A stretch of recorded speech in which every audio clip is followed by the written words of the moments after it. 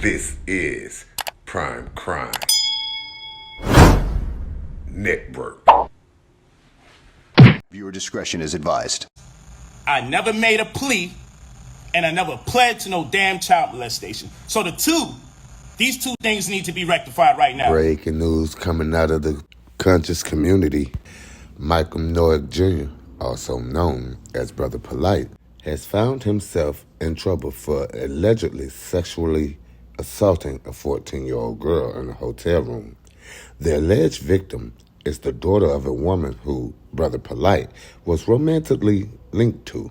Polight's attorney, David Torres, says that his client is innocent. Once the evidence is produced, he is going to be exonerated. So yeah, not guilty, nothing else.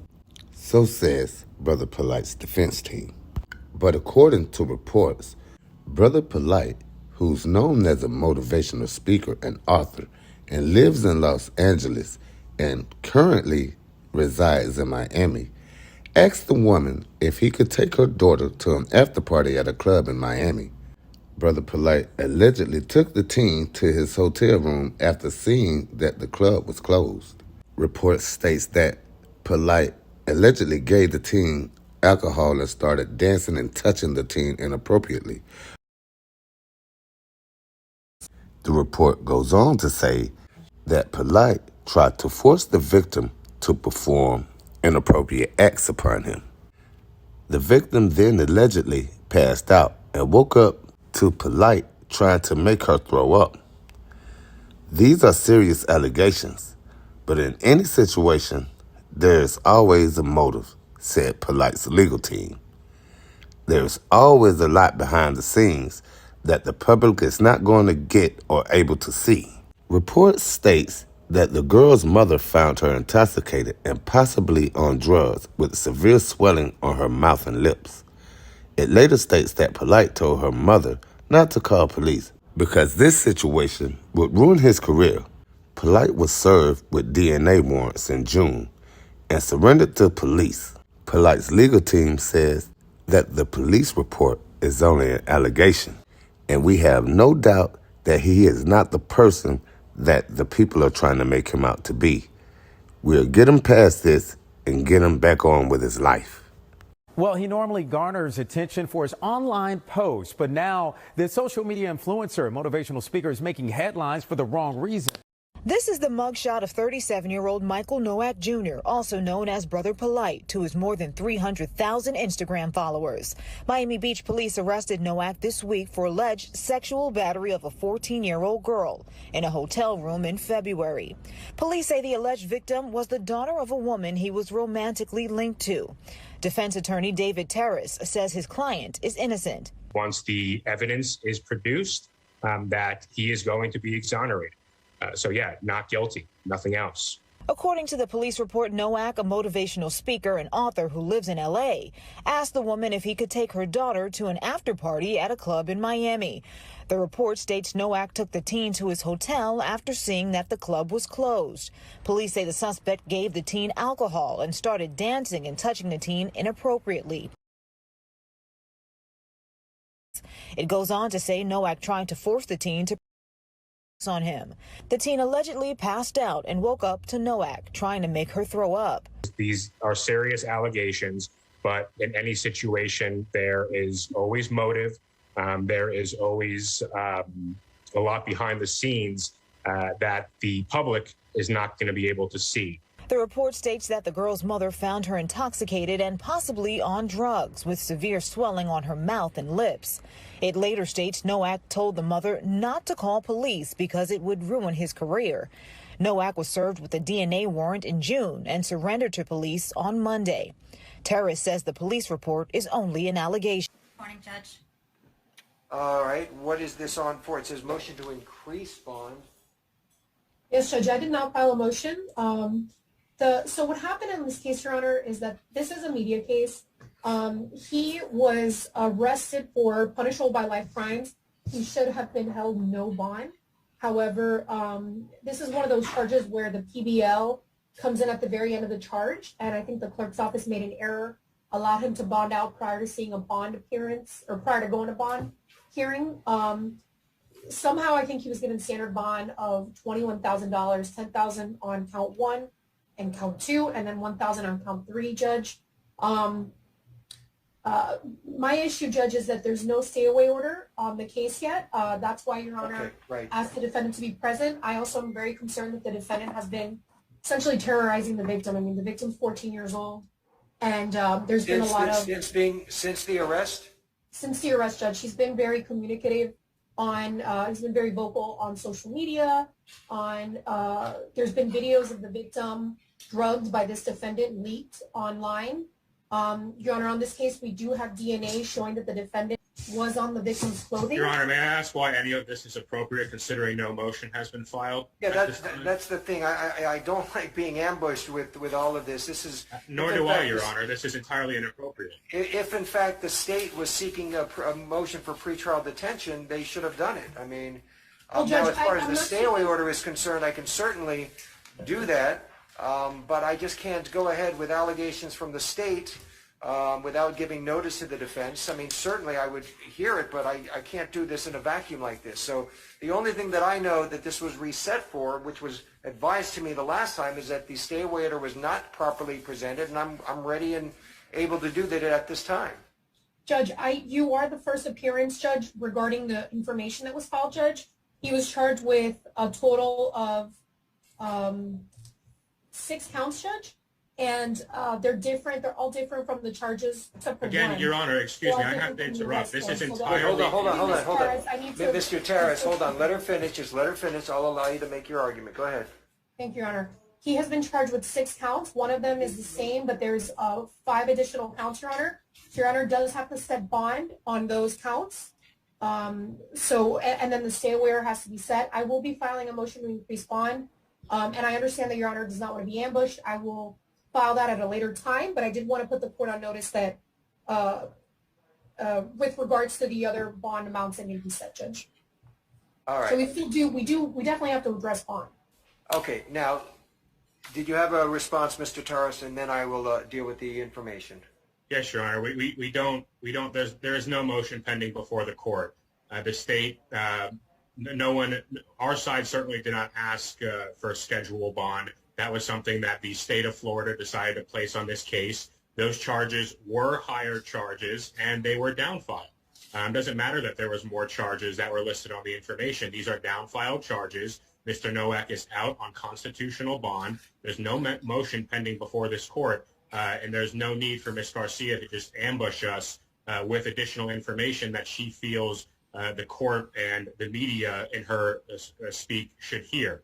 So we are entirely prepared to address a motion that's before us. Not another word needs to be said regarding a motion that's not pending before this court. We do and are prepared to address the no contact situation today. Okay.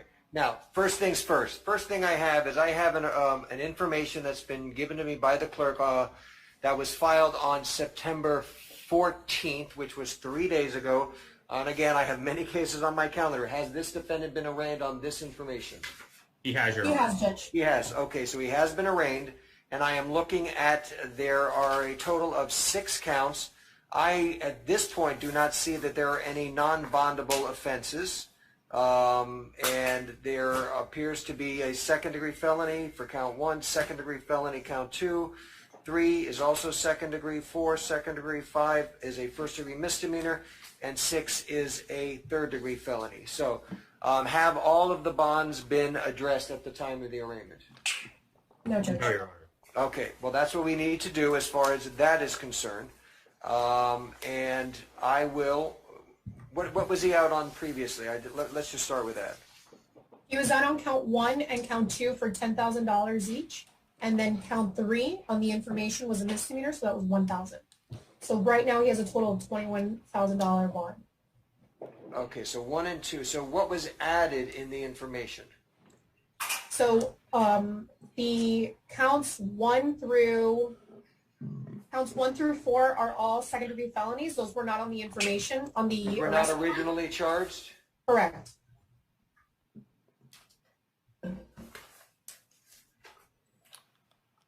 Also, Judge, count 6 is interference of custody. That one also was not charged. Count 5 was charged as count number 3 on the arrest form. So that one should stay $1,000.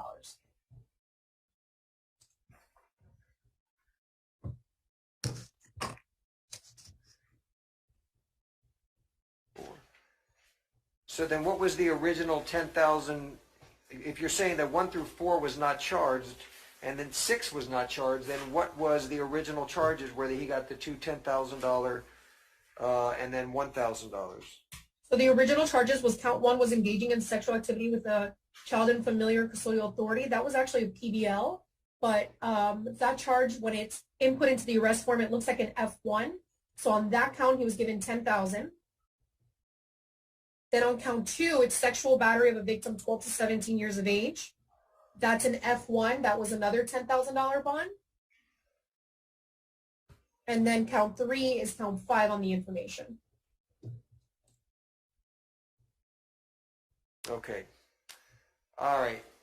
So as it relates to the new information, the court is going to, on count 1, the defendant will be given a bond of $10,000.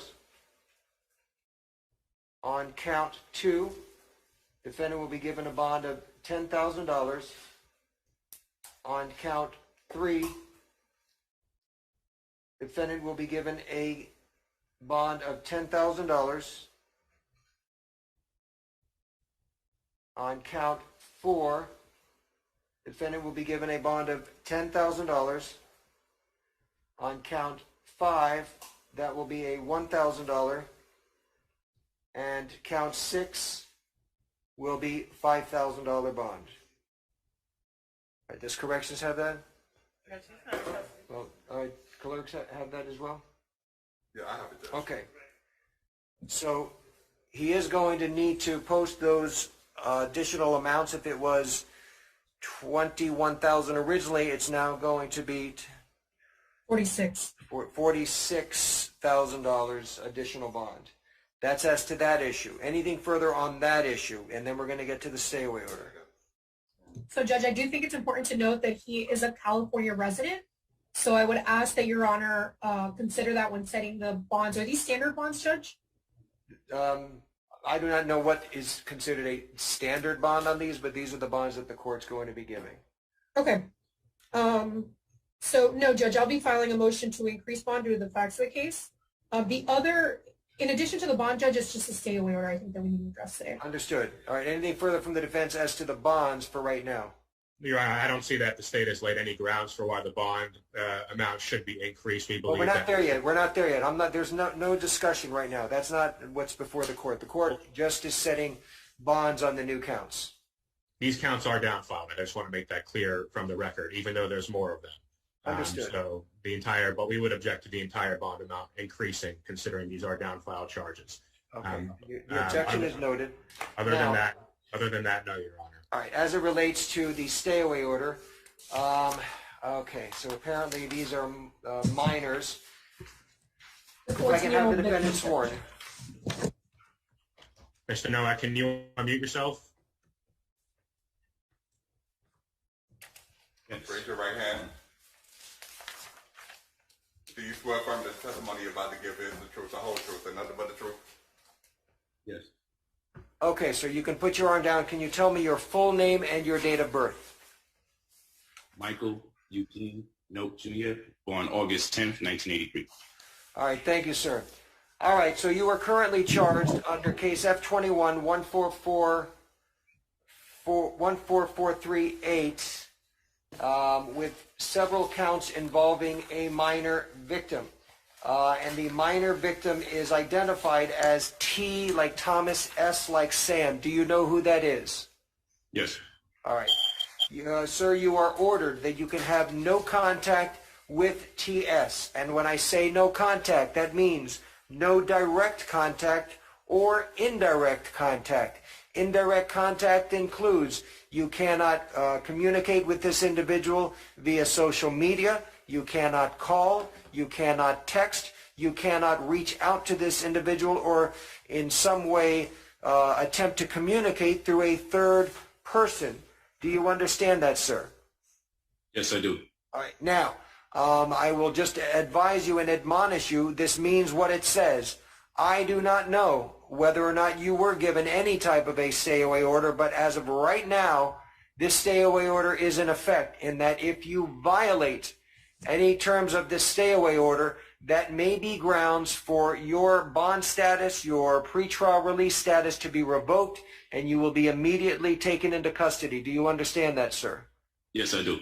Okay. Anything further on that issue from the state? No, Your Honor. Anything further from that issue from the defense? No, Your Honor. All right. That is all that the court has before me. Are we done? Ms. Garcia? I believe so, Judge. I just want the defendant to be aware that he should not be posting any social media posts or anything about this case, about the victim in this case. I know that there was a video of the victim leaked on social media.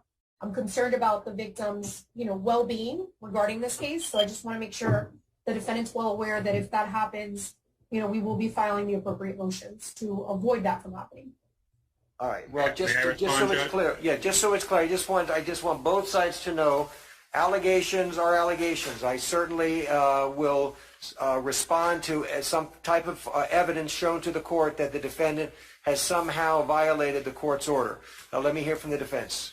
Judge, I just want to make clear for the record as well that this arrest, Mr. Nowak has been compliant and has known about this investigation for far before his arrest. Has come down and voluntarily submitted 2 warrants along the way because he has nothing to hide. Any allegations that the state is making about their fear that he might have been tampering or attempting to scare the alleged victim via social media, there's no order saying that he is not allowed to use social media. And I also would like to make clear that it took the state till 4:56 p.m. on the night before the arraignment to file an information here, and a reduced one. If they were so scared, they had ample opportunity to file a motion in the meanwhile, and they failed to do so. So I don't believe that Your Honor has taken into consideration any of the arguments that they've put forth regarding why they believe bond should be increased, because that's inappropriate. We're not there. I'm not even entertaining it. So let's not even. I don't even want to hear anything about it because nothing's before me as to an increase. Well, Your Honor has the ability to set the additional counts at ROR. Well, I'm not. I can tell you I'm not. Based upon the only thing I have in front of me is an information. That's what I've decided as far as the bond is concerned. That's it. Nothing more, nothing less. Well, we would object to Your Honor taking into consideration any of the statements made by Ms. Garcia in reaching that determination. Okay. Thank you for watching Prime Crime Network, your source for urban and suburban and around the world news. Hit the subscribe, like, and the notification bell. And check us out on PrimeCrimeNetwork.com.